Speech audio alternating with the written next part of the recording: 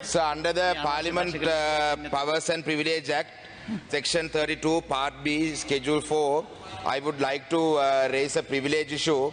On that it states, assaulting, insulting or willfully obstructing any member in Parliament, in committee or in the precincts of Parliament.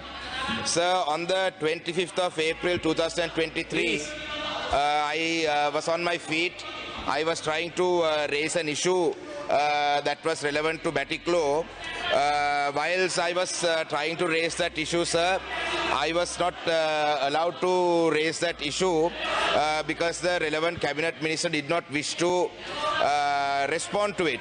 However, whilst the relevant minister didn't want to respond to it, the cabinet minister who spoke after the relevant minister that I raised the question to referred to me as a Kotiya and a Jativadiya.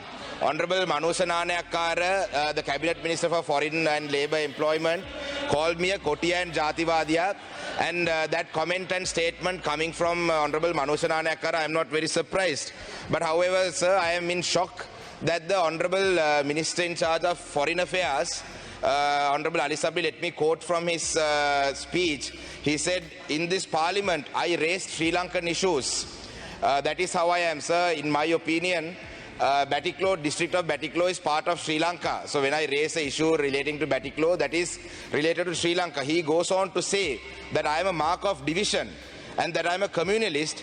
And the Honorable Foreign Minister says, I endorse what they are saying. That is pointing towards Rasamanickam, who called me a racist and a Kotiya. And he goes on to say, I endorse what they are saying. You are a communal politician, but I am not a communal politician. And then he goes on to say, you contested from Rajapaksa camp. I mean, that is no secret, but in 2010 I was 19, I didn't contest in 2010. After that you took over communal politics. You're a communalist. And he goes on to say another word that is not just unparliamentary language, it's filth, it's utter filth. The minister in charge of foreign affairs, the cabinet minister, has said that. So I would like to put on record that, sir, I am an elected member of parliament from the district of Batik. I got the highest number of preferential votes in Batik for my party.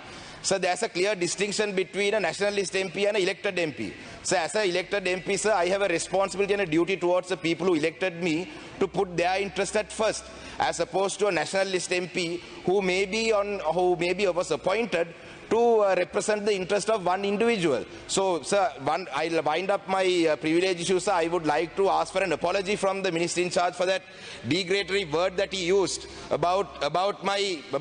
including my parents.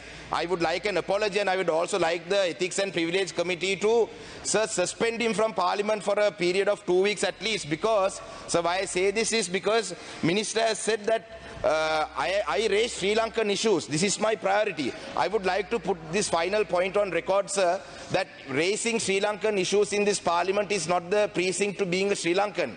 I have always raised national issues, but I have not brought in laws to please the person who gave me the opportunity to come to Parliament by, such as the 20th Amendment to the Constitution. And also, I was not the Minister in charge of Justice, where section of the Sri Lankan citizens were burnt and they were denied their final rights to final rights while they were cremated. So therefore, sir, I let that to the people of Sri Lanka to decide who is representing Sri Lanka and who is representing their masters who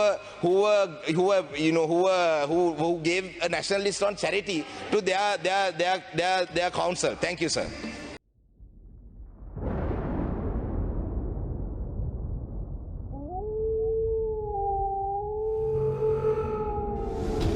The News Reporter. වාරණයෙන් තොර අපක්ෂපාතී වාර්තාකරණය.